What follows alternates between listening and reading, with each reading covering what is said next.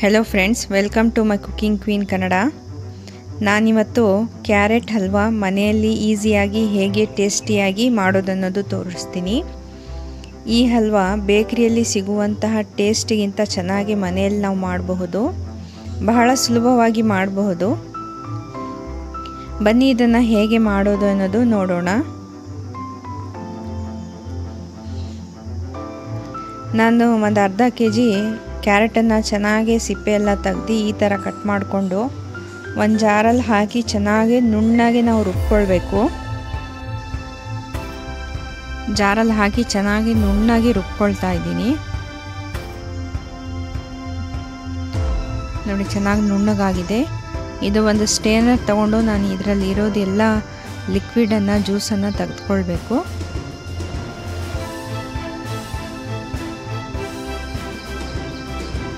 ಈ ಥರ ಒಂದು ಸ್ಪೂನಿಂದ ಚೆನ್ನಾಗಿ ಇದು ಜ್ಯೂಸ್ ಎಲ್ಲ ತೆಗೆದು ಸ್ವಲ್ಪ ನೀರು ಹಾಕಿ ಇನ್ನೊಂದು ಸ್ವಲ್ಪ ನಾವು ತೆಗೆದುಕೊಳ್ಬಹುದು.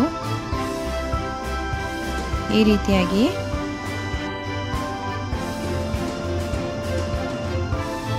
ನೋಡಿ, ಒಂದು ಹಾಫ್ ಕಪ್ ಅಷ್ಟು ನಾನು ಕಾರ್ನ್ಫ್ಲವರನ್ನು ಚೆನ್ನಾಗಿ ತೊಗೊಂಡು ಮಿಕ್ಸ್ ಮಾಡ್ಕೊಳ್ತಾ ಇದ್ದೀನಿ. ಈ ಕಾರ್ನ್ಫ್ಲವರ್ ಸ್ವಲ್ಪ ಗಂಟಾಗೋದು ಜಾಸ್ತಿ, ಹಾಗಾಗಿ ನಾವು ಚೆನ್ನಾಗಿ ಇದನ್ನು ಮಿಕ್ಸ್ ಮಾಡ್ಕೊಳ್ಬೇಕು. ಕೆಳಗೆ ಕುತ್ಕೊಳ್ತಾ ಹೋಗುತ್ತೆ. ನಾವು ಇದನ್ನು ಚೆನ್ನಾಗೇ ಮಿಕ್ಸ್ ಮಾಡ್ತಾ ಇರಬೇಕು.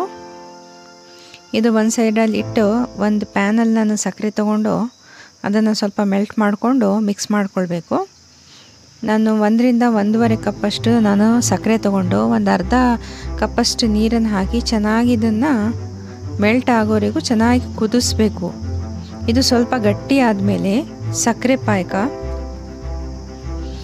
ಅದರಲ್ಲಿ ಮಿಕ್ಸ್ ಮಾಡ್ಕೊಂಡಿರೋದು ಕ್ಯಾರೆಟ್ ಜ್ಯೂಸನ್ನು ಇದರಲ್ಲಿ ಚೆನ್ನಾಗಿ ಮಿಕ್ಸ್ ಮಾಡ್ತಾ ಇರಬೇಕು.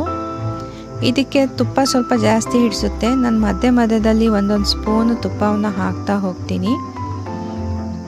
ಇದನ್ನು ಚೆನ್ನಾಗಿ ಮಿಕ್ಸ್ ಮಾಡ್ತಾ ಹೋಗಿ.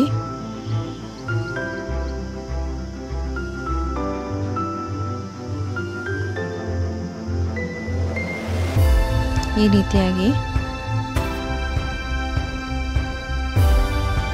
ಚೆನ್ನಾಗಿ ಕುದೀತಾ ಇದು ಬೇಗನೆ ಟೈಟ್ ಆಗುತ್ತೆ. ನೀವು ಸ್ವಲ್ಪ ಜಾಸ್ತಿ ಕೈಯನ್ನು ಬಿಡಬಾರ್ದು, ಇದು ಗಂಟಾಗೋದು ಸ್ವಲ್ಪ ಚಾನ್ಸಸ್ ಇರುತ್ತೆ. ಹಾಗಾಗಿ ನಾನು ತುಪ್ಪ ಹಾಕ್ತಾ ಇರೋದು. ತುಪ್ಪ ಹಾಕೋದ್ರಿಂದ ಸ್ವಲ್ಪ ಗಂಟಾಗೋದು ಕಡಿಮೆ.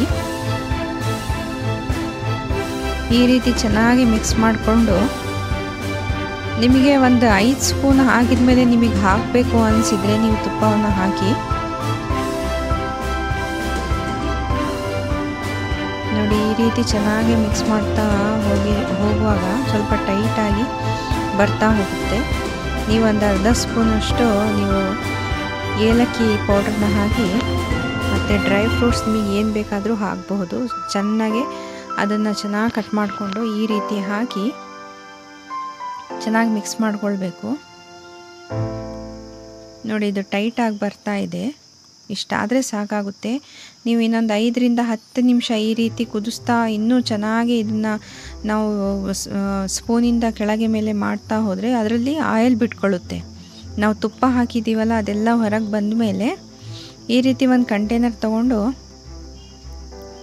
ನೀವು ಆಯಿಲ್ ಪೇಪರ್ ಆದರೆ ಆಯಿಲ್ ಪೇಪರನ್ನು ಹಾಕಿ, ಇಲ್ಲಾಂದರೆ ಕೆಳಗೆ ಸ್ವಲ್ಪ ತುಪ್ಪ ಹಾಕಿ ಗೋಧಿ ಹಿಟ್ಟು ಅಥವಾ ಮೈದಾ ಹಿಟ್ಟನ್ನು ಹಾಕಿ ಈ ರೀತಿ ಹಾಕಿ ಆದರೂ ಹಾಕಬಹುದು.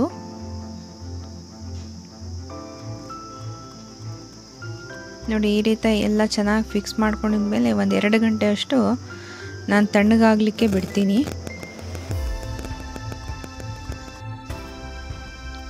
ನೋಡಿ, ಈ ರೀತಿಯಾಗಿ ನಾನು ಒಂದು ಪ್ಲೇಟಲ್ಲಿ ಈ ರೀತಿ ತೆಗೆದುಕೊಳ್ಬೇಕು.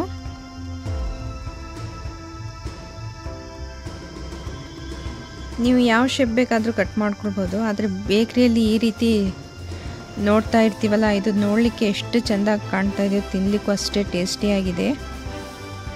ನೀವು ಒಂದ್ಸಲಿ ಟ್ರೈ ಮಾಡಿ.